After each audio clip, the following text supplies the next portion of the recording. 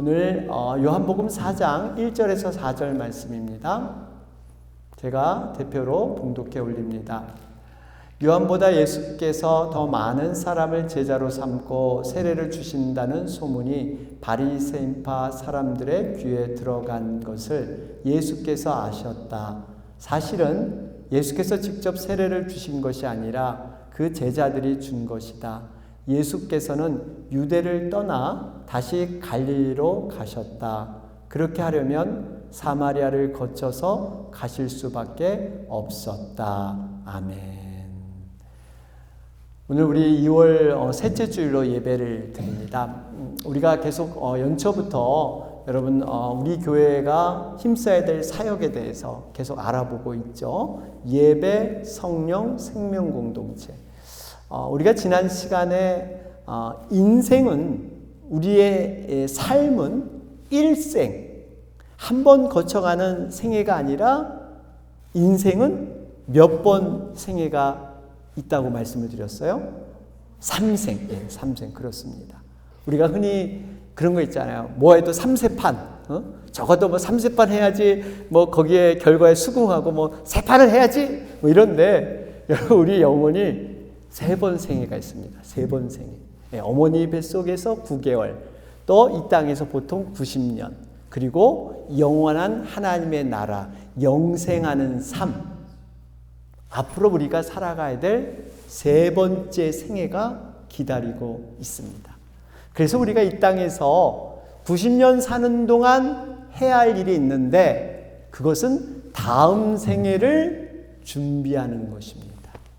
어떤 생애입니까? 다음 생애는 영생하는 천국 생애를 준비하는 그 시간이 바로 지금인 줄로 믿습니다. 여러분, 우리가 세상 사람들처럼 이 땅에서 죽음이 두렵지 않은 것은 왜 그럴까요? 우리가 다음 생에 영원히 사는 영생의 생애가 우리에게 있기 때문에 그렇습니다. 여러분, 크리스찬들은 어떤 사람들인가? 여러분, 크리스찬들은 확실한 미래가 보장된 사람들입니다. 미래의 육신의 죽음과 또한 죄의 문제가 해결되었기 때문에 심판에서 벗어난 자유를 누릴 수 있는 사람. 우리의 미래가 분명히 하나님께서 보장하시고 분명히 영생이 있다 말씀하셨기 때문에 그걸 믿고 사는 자들이 크리스찬들이에요. 여러분, 그렇기 때문에 사실 크리스찬들에게는 엄히 말하면 미래에 대한 근심, 걱정, 염려가 필요 없는 사람들이에요. 왜 그렇습니까? 죽음에서 해방돼서 영원히 사는 그러한 존재이기 때문에 미래에 대해서 염려, 걱정, 근심이 없는 사람들이 크리스찬이에요. 여러분, 이 염려, 걱정, 근심은 왜 있다 그랬어요? 죽음의 그림자. 이 죽음이란 문제를 해결하지 못하고 죄의 문제 해결하지 못하니까 그림자 때문에 사실 미래가 두려운 거예요. 근데 그 문제가 다 해결되었다는 사실입니다. 그러면서 우리가 이렇게 미래가 보장됐다. 우리는 명확하게 영생을 얻었다. 이것을 바라보고 살아갈 때, 이것을 준비하고 살아갈 때 우리는요, 많은 유익을 얻을 수가 있습니다. 왜 그럴까요? 왜냐하면 미래에 대한 분명한 확신이 있고 그 믿음이 있기 때문에 이 땅은 그저 거쳐가는 나그네의 삶이다. 이 땅에서 우리가 굳이 마음을 두고 연연하며 속을 끓이며 스트레스 받고 속을 상하게 굳이 이 땅에서 우리가 다 소모할 필요가 없는 거예요. 왜냐하면 우리는 영원히 사는 그 땅을 바라보며 그 땅을 나아가는 거고 이거는 잠시 거쳐가는 것이기 때문에 여기서 모든 걸 다 우리가 낭비하고 소진하고 소비할 필요가 없다는 겁니다. 그래서 가정교회에서 하는 말이 있죠. 죽고 사는 일 아니면 그냥 넘어가. 죽고 사는 일 아니면 그냥 넘어가. 여러분, 이 말은 물론 그저 대충 하라는 말은 아니에요. 최선을 다하되 본질이 아닌 비본질적인 것, 부수적인 것, 여기에 너무 상처를 입고 너무 여기에 힘들어하지 말라는 거예요. 그저 이해하고 포용하는 마음으로 우리는 그저 거쳐가는 이런 나그네와 같은 삶이니까.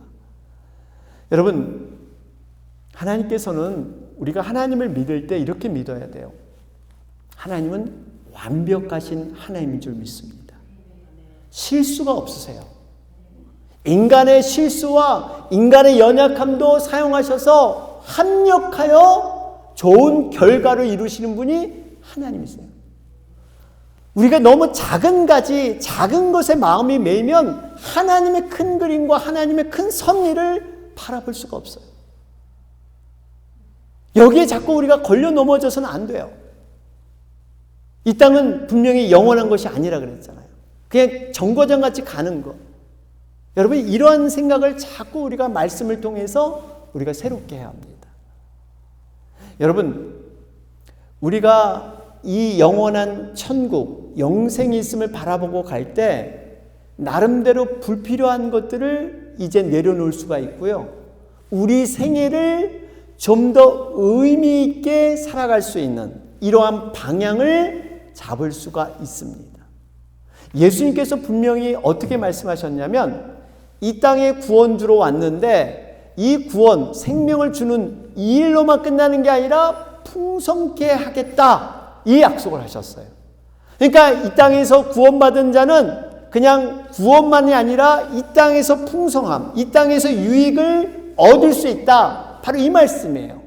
그것이 바로 우리가 지금 겪는 상황과 사건, 이런 것에서 비본질적인 것 때문에 쓸모없이 작은 것에 우리가 마음 쓰이는 모든 것을 내려놓을 수 있는 이러한 힘과 능력이 어디서 나오냐? 바로 이 생명을 주신, 바로 구원을 얻은 자들에게 나타난다는 겁니다. 여러분, 우리가 늘 본질, 그 본질의 하나님의 큰 그림, 여러분 이것들을 붙들고 나가야 될 줄로 믿습니다. 그러면서 지난 시간 제가 말씀드린 게 뭐예요? 하나님이 왜 예배를 기뻐 받으실까? 그것은 우리와 하나님과의 닮은 꼴, 바로 생명을 소유하는 공통점, 이 생명으로 연결됐기 때문에 우리가 하나님이 이 예배를 가장 기뻐하신다, 이런 말씀을 드렸어요. 여러분, 생명이라는 것은 특성이 있습니다. 생명은 나눌 때 더 풍성해지고 나눌 때 더 생명이 확산되는 속성을 생명은 가지고 있습니다. 나만 갖고 있는 생명, 나만 소유하는 생명은요, 점점 약화되고 그 생명의 가치도 점점 소멸되고 마는 것이 생명이에요. 이 생명을 나눌 때, 이 생명을 전달할 때 내게 있는 생명도 커지고 능력 있어지고 놀랍다는 것을 체험하게 됩니다. 이번 우리 매월 셋째 주일 갖는 게 전도 선교 주일이잖아요. 여러분, 우리가 왜 전도 선교에 힘을 써야 합니까? 왜 힘써야 되죠? 예수님의 소원, 예수님의 바람이기 때문에.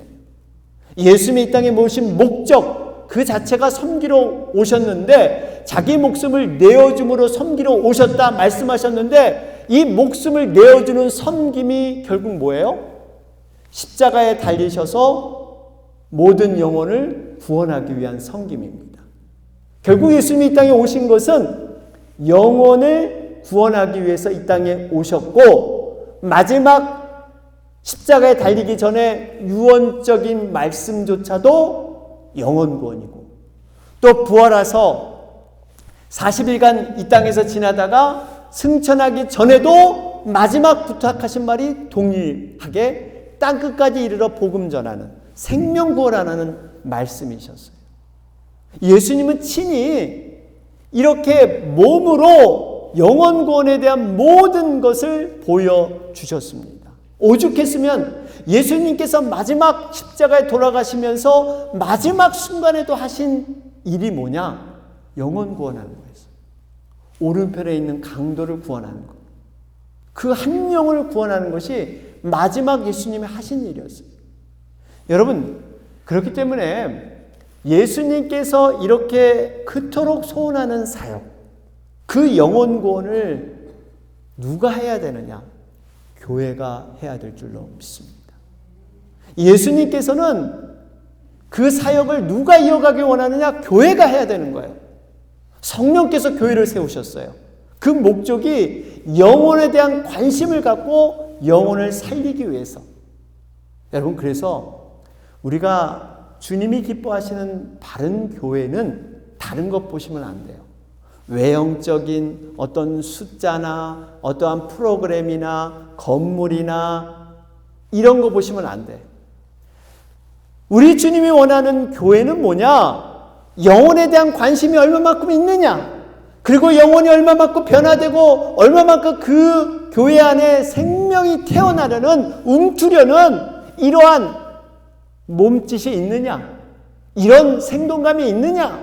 이걸 보시는 것이지, 그저 무리가 이리 쏠리고 저리 쏠리고 많은 무리가 왔다 갔다 하고 건물이 화려하고 이거 보시는 게 아니란 말이에요. 우리가 하나님 앞에 섰을 때 하나님의 평가는 바로 이거예요. 얼마만큼 영혼을 위해서 애썼느냐. 내가 그렇게 바라고 소원했던 그 영혼에 대한 그것을 너는 얼마나 나를 사랑한다 그랬는데, 내 사랑한다는 그 고백이 얼마나 너의 행동 가운데 너의 삶 속에 그런 흔적들이 있느냐, 이걸 가지고 하나님 우리를 평가하신다는 겁니다. 바라기는요, 우리 교회가 정말 영혼 때문에 우리가 참으로 기도하며 그 영혼이 변화되고 성장하는 모습이 우리의 기쁨이 되고, 정말 그러면서 우리도 변화되는 그런 놀라운 교회가 되기를 주님으로 축원합니다.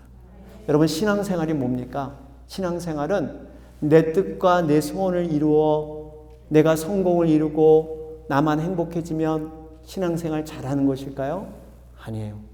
신앙생활은 빛 대신, 바로 생명 대신 우리 예수님을 따라가며 배우며 예수님을 닮아가는 과정이 신앙생활인 줄 믿습니다.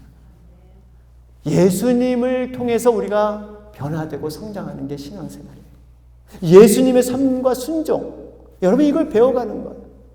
그러려면 적어도 예수님을 따르고 예수님을 배우려면 예수님의 가장 큰 관심사가 뭐냐? 적어도 이건 알아야 되지 않겠어요?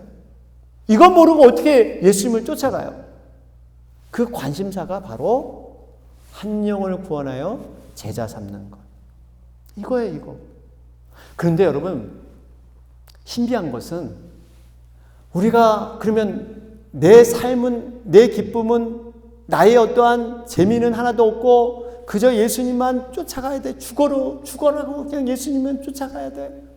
이게 과연 내 인생인가? 내 운명인가? 그런데 놀라운 것은요, 예수님을 쫓아가며 예수님이 했던 그 사역을 할 때 놀라운 하나님을 체험하고 하늘의 복을 체험하도록 하나님이 모든 과정 속에 만들어 놓으셨어요. 이게 놀라운 거예요.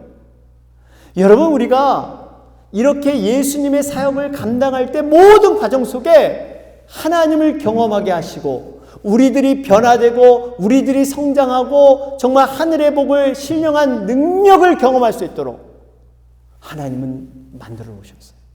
그래서 지금까지 느껴보지 못했던 그런 평안함, 그러한 행복, 그러한 기쁨, 지금까지는 상황과 조건 때문에 그 상황이 주고 조건이 좋기 때문에 내가 행복하고 기뻤는데 이제는 상황과 조건을 뛰어넘어서 내가 아닌 저 사람 때문에, 내가 기도하는 저 영혼 때문에 내 기쁨이 달라지고 내 행복이 달라지는 거예요.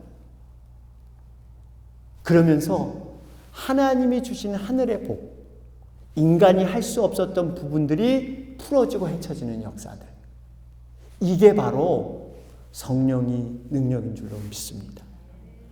정말 하나님은 이런 일들을 경험하게 하셨어요. 하늘의 복을 경험할 수 있도록 내가 나를 따라오라.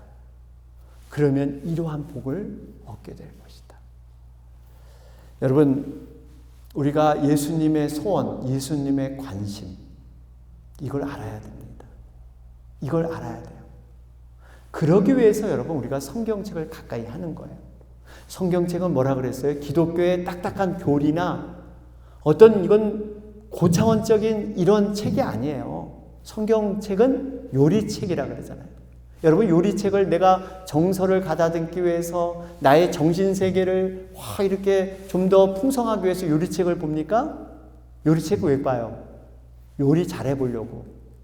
요리할 때 필요한 게 요리책이에요. 결국 실생활에 아주 필요한 책이 요리책이듯이 성경책이 바로 그렇다는 거예요. 성경책은 우리가 사역을 하면서 여러 가지 오해와 방해도 있을 것이다. 그럴 때 어떻게 마음을 품고 어떻게 해결하고 또 어떻게 이걸 대적하고 이런 매뉴얼이 성경책에 다 기록된 거예요.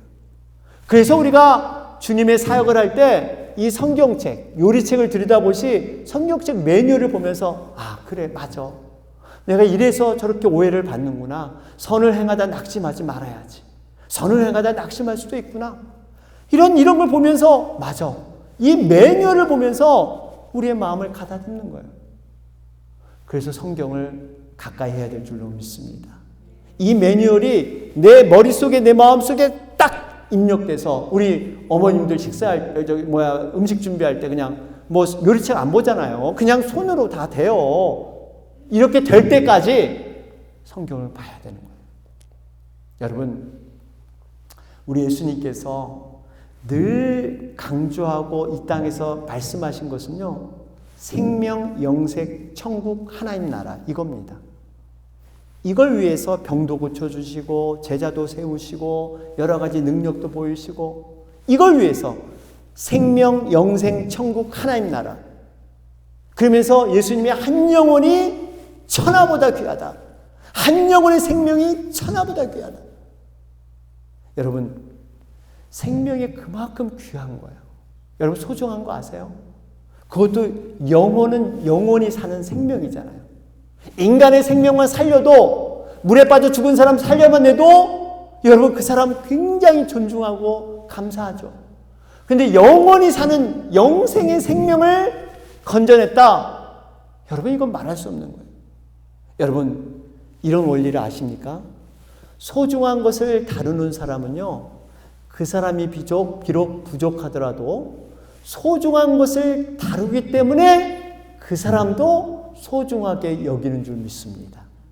예를 들면 국가 기밀 정보, 1급 비밀, 탑 시크릿 이걸 다루는 사람은요 절대 함부로 할 수 없습니다. 그 사람은 지금 소중한 것을 알고 소중한 것을 다루기 때문에 그 사람을 함부로 할 수 없어요. 이런 의미에서 여러분 우리 교회 목자 목녀님들 진정으로 소중히 여기셔야 합니다. 우리 목장 식구들을 위해서 우리 목자 목녀님들이 영혼들을 위해서 이 생명의 풍성함을 위해서 섬기고 기도하는 분들이에요. 그분들이 인격적으로 이게 중요한 게 아니라 영혼을 위해서 기도하고 이 생명을 책임지면서 각 목장을 섬기시기 때문에 여러분 그 자체가 귀한 거예요. 저도 물론 새벽마다 여러분들 가정을 위해서 영혼이 잘 되기 위해서 문제 해결을 위해서 간절히 기도하지만 여러분 각 목자 목녀님들이 여러분 기도할 때마다 자신보다 더 잘 되는 그러한 여러분들을 보기 위해서 정말 여러분들이 정말 온전히 성장하기 위해서 이걸 위해서 기도하시는 분이에요. 자신을 위해 기도하는 사람 물론 의미가 있죠. 그런데 내 자신이 아닌 다른 사람을 위해 기도하는 사람 그리 많지 않습니다. 정말 그리 많지 않아요. 여러분 누군가 나를 위해 기도해 줄 사람이 있다는 것, 누군가 나를 위해서 기도해 줄 사람이 있다는 것, 여러분 그 사람은 행복한 사람인 줄 믿습니다. 우리 목자 목녀님이 바로 그런 일을 한단 말이에요. 오늘 본문에 보면 예수님께서 한 영혼을 얼마나 사랑하시며 한 영혼을 구원하기 위해 얼마나 힘쓰시는가 하는 것을 볼 수가 있습니다. 제가 앞으로 요 4장은 쭉 이렇게 말씀을 따라서 이렇게 강의 설교라 그러는데 말씀을 따라서 4장은 좀 두세 번에 걸쳐서 한번 볼 예정이 있습니다. 오늘은 첫 번째 시간으로 이 배경적인 거와 서론적인 부분만을 설명해 드리려고 합니다. 오늘 등장하는 여인이 있는데 사마리아 여인입니다. 이 사마리아 여인은 요한복음 3장에 가보면 니고데모라는 사람과 너무나 대조적인 모습으로 이렇게 기록되어 있습니다. 니고데모라는 사람은 어떤 사람이었냐 하면요, 당시의 최고의 엘리트 중에 엘리트였습니다. 당시 최고 권력기관이 사내들인 공회라는 것이 있는데 그 사내들인 공회의 한 명이었습니다. 최고의 권력을 가졌고요. 율법을 가르치는 존경받는 랍비였습니다.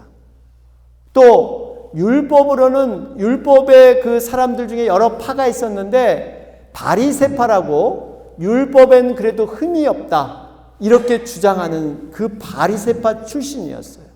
어떻게 보면 인간의 성공과 부귀영화와 모든 권력을 누린 사람의 모습이 바로 니고데모예요. 그런데 오늘 등장하는 사마리아 여자는 너무나 정반대의 모습이에요. 유대인들이 아예 상종하지 않았던 민족이 사마리아 민족이었는데 더군다나 여자는 그 당시 더 사람 취급 못 받는 그런 시대에 살았던 여자입니다. 더군다나 결혼을 6번이나 결혼을 해서 주위에서 부도덕하다 이렇게 취급받던 여자예요. 어떻게 보면 니고데모와 사마리아 여인은 너무나 다른 세상에서 도저히 공통점을 찾아볼 수 없는 이러한 세상의 삶을 살아갔던 자들입니다. 인생을 고상하고 정말 아름답게 보였던 니고데모, 반면에 육신의 욕망으로 살았던 사마리아 여인, 도저히 공통점을 찾아볼 수 없는 두 관계가 한 가지 공통점을 우리는 찾아볼 수가 있어요. 그게 바로 영생에 대한 관심이었습니다. 니고데모처럼 모든 걸 성공하고 부귀영화를 누렸던 사람도 영생에 대한 관심이 있었고요. 육신적으로 타락했던 이 사마리아 여인도 영생에 대한 관심, 두 가지는 이것은 똑같았어요.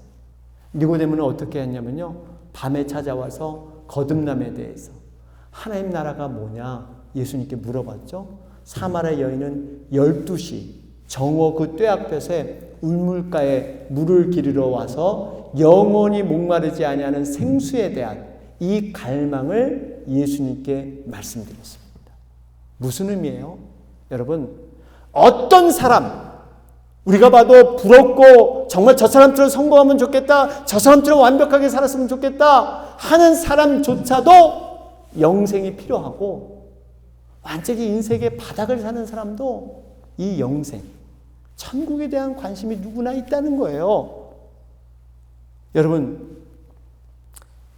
그렇기 때문에 우리가 영생에 대해서, 하나님 나라와 천국에 대해서는 누구나 관심을 갖고 있다는 것을 우리는 알아야 합니다. 그러면서 예수님께서 이 소외받고 천시받은 한 영혼을 얼마나 사랑하셨는가, 우리는 어떻게 할 수 있냐면 사마리아를 통과했다, 사마리아로 가리라.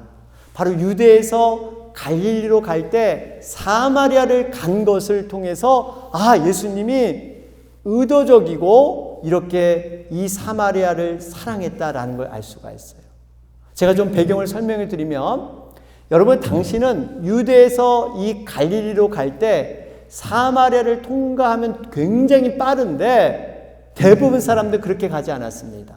사마리아를 통과하지 않고 베레아 지역이나 아니면 배를 타고 빙 돌아서 그렇게 갈릴리로 가던 시대였어요. 여러분, 우리나라 휴전선이 한 150마일 된다고 합니다. 그런데 유대라는 나라는 이렇게 길게 남북으로 되어 있는데 한 120마일 정도 되는 나라예요.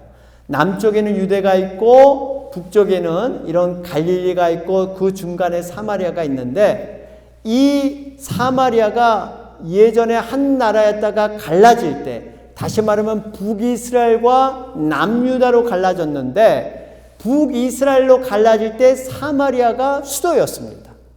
수도였는데 이 북이스라엘 수도로서 사마리아가 세워졌는데 그만 722년 아수르라는 나라에 의해서 이 사마리아가 점령을 당해요. 그럴 때 이 아수르라는 나라는 이 혈육을 갖다가 피를 섞기 위해서 동화 정책을 쓰기 위해서 이방인들을 많이 사마리아로 갖다가 이전시켜요. 많은 유익을 주면서 베네핏을 주면서 다 이사시켜서 이 사마리아 사람과 결혼을 시켜버립니다. 그러다 보니까 이 혈연이 이제는 다 이방인의 혈연으로 섞여버리게 돼요. 남유다는 적어도 이러지 않았어요. BC 586년에 바벨론에서 남유다도 물론 멸망을 했지만 70년간 바벨론 포로로 폴려갔지만 그들은 순수한 혈통을 지키기 위해서 끊임없이 애써서 그걸 지켜냈습니다. 여러분, 이러한 남유다에서 볼 때는 사마리아 사람들 완전히 변질자고 이방인들, 개보다 못한 사람으로 취급을 하기 시작했어요. 이것이 약 400년간 이렇게 그 관계가 지속됐습니다. 원수처럼 사람으로 쳐다보지 않았어요. 오죽했으면 여러분 그 땅조차 밟기를 거절했어요. 그 땅은 더러운 땅이라 그래서 사마리아로 가는 것을 아주 부끄럽게 여겼습니다. 여러분, 이런 관계, 사실 우리가 인생을 살아갈 때 95%가 이런 관계 갈등을 누구나 경험을 한다고 합니다. 사람들의 관계 갈등, 이러한 그 반목, 이러한 그 시기, 이러한 질투. 여러분, 우리 한번 주변을 돌아보세요. 국제적으로도 민족과 종교의 분쟁이 있고요. 실제로 우크라이나, 러시아도 전쟁, 물론 이제 협상이 된다고 그런 얘기는 들리지만 그런 것들. 저 중동의 가자 지역은 어땠습니까? 하마스와 이스라엘. 여러분, 이러한 그 끊임없는 분쟁과 갈등이 있습니다. 한 나라 안에는 또 어떻고요? 또 노사의 갈등, 여야의 갈등, 뭐 여러 가지 정치적인 견해의 갈등 너무나 많이 있습니다. 요즘 우리 목사님들 모이면 가끔 이런 얘기를 해요. 요즘 시대가 너무나도 극단의 시대가 됐다. 어떤 흑백의 논리, 내 편이 아니면 저쪽은 무조건 적이 되는 것이고 좌가 아니면 우를 해야 되지 중간은 없어요. 중간이 있으면 그것도 양쪽에 다 공격을 받습니다. 한국도 그렇고 미국도 그렇고. 그러다 보니까 이 가운데 부분 어떤 중형, 온건파 이런 사람들이 설 자리가 없어졌어요. 여러분, 우리가 어떠한 그 이념이라는 거, 어떠한 사상이라는 거, 여러분, 이거는 사람들이 보는 견해고 사람들이 자신이 경험했던 또 들었던 얘기를 가지고 사람 스스로 만들어낸 그러한 이념이고 그러한 사상이에요. 여러분, 이념과 사상이 신앙보다 앞설 수는 없는 줄로 믿습니다. 우리가 신앙이 빛과 진리이신 생명이신 그 주님의 눈을 바라봐야지, 여러분, 이것 자체가 우리가 옳고 그름을 판단할 수가 없습니다. 요즘 또 이 매스컴이나 유튜브나 SNS 보면 자신이 믿는 이념을 가지고 자신의 견해만을 가지고 보도하는 이러한 것이 너무 많기 때문에 참으로 분간하기 어려운 이런 시대에 살고 있습니다. 여러분, 이 모든 갈등의 이런 오해의 소지를 우리가 어디에 이렇게 치우쳐서 보기보다는 하나님의 그 말씀, 하나님의 중심의 신앙으로 우리가 바라보는 것, 이건 무척 중요합니다. 비둘기처럼 순결하고 뱀처럼 지혜로워라. 이러한 여러 가지 갈등의 상황들을 바로 깨기 위해서 예수님이 이 땅에 오셔서 사마리아로 직접 통과하시겠다. 그래서 사마리아와 유대의 그 장벽을 깨시겠다. 뿐만 아니라 사마리아에 버려진 이 소외된 여인을 예수님은 구원하시겠다 하는 그 마음이 계셨습니다. 한 영혼을 위해서 모든 갈등의 상황을 종식시키고 그렇게 꺼려했던 그 땅까지도 예수님은 자처해서 들어가셔서 이 사마리아 여인 한 영혼을 구원하기 위해서 예수님은 그렇게 살아가신 줄로 믿습니다. 결론을 맺겠습니다. 제가 어렸을 때 참 그 동네에서 노는 걸 좋아해서 이 딱지나 구슬치기를 무척 좋아했습니다. 그리고 잘했습니다. 저도 굉장히 승부욕이 있기 때문에 이걸 뺏기고는 잠을 못 자기 때문에, 그래서 정말 이 동네에서 이 딱지 구슬을 따면 원정 경기를 가죠. 이웃 다른 동네에 가서 이제 이걸 또 따오려고 추운 겨울에 손이 부를 뜰 정도로 연습을 합니다. 그래가지고 이 구슬이나 딱지를 잘 연습해서, 그때는 구슬 이 딱지가 내 인생의 전부였습니다. 내가 따온 것을 헤아리면서 이제 나름대로 이렇게 딱 보관을 하죠. 50개, 100개 꾸러미를 딱 만들어서 싹싹 이렇게 놔두면 그걸 보면 너무 마음이 흐뭇해요. 이렇게 많이 내가 모았구나. 세상에서 한때는 내가 제일 행복한 사내인 줄 알았습니다. 그런데 어느덧 중학교에 입학해서 새로운 친구들을 만나고 새로운 운동, 또 새로운 문화, 새로운 놀이를 접하다 보니까 초등학교 때 그렇게 소중히 여겼던 그 딱지와 구슬 별로 중요하게 여겨지지 않더라고요. 그 정성스럽게 생명과 같이 모았던 그 딱지와 구슬을 어느덧 동네 동생들에게 그걸 다 선심 쓰면서 물려주는 제 모습을 발견하게 되었습니다. 왜 이렇게 했을까요? 과거처럼 온 열정과 시간을 투자할 만큼 가치가 있지 않음을 깨달았기 때문에 근데 그걸 저의 손에서 놔준 겁니다. 그러나 여전히 초등학생들에게는 그 당시 딱지와 구슬이 최고였습니다. 그들에게는 최고였어요. 그러니까 어떤 상황은 변한 게 아닌데 내 자신이 변한 겁니다. 상황은 그대로 딱지 구슬은 여전히 좋아하는 인기 있는 초등학생들에게 그런 물품이었어요. 믿음도 이와 같습니다. 과거에는 그저 우리 가정, 나 하나, 물질이 부족함이 없고 그저 우리 가족 건강하고 다른 사람과의 관계도 나쁘지 않게 좋은 평판 받고 이렇게 사는 것이 하나님께 복받고 가장 유연하게 사는 것이고 가치 있고 소중한 줄 알았는데 어느 날 예수님의 마음을 만나고부터 이것만이 전부가 아니다. 나만 행복하게 사는 게 전부가 아니다. 환경은 그대로입니다. 환경과 사람들, 내 주변의 사람들이 그대로 있는데 내 가치관이 바뀌고 소중한 것이 바뀌면서 눈을 뜨게 되는 것이 바로 믿음이에요. 내가 한 알의 밀알이 돼서 썩어지고 낮아져 섬김으로 말미암아 한 영혼이 구원받고 그 영혼이 변화되고 그 영혼이 성장하면서 내가 도움 줬던, 내가 섬겼던 그 자그마한 정성을 그분은 그렇게 소중히 여기며 그때 아무 목자님 때문에, 아무 목녀님 때문에, 어느 성도님 때문에 내가 이 자리에 있게 됐다. 내가 우리 예수님을 알게 된 그분 때문에 내가 이렇게 됐다.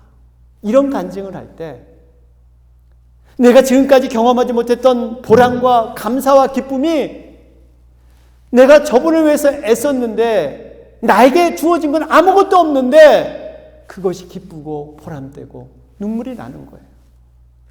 여러분 이것이 바로 우리 주님의 마음인 줄 믿습니다.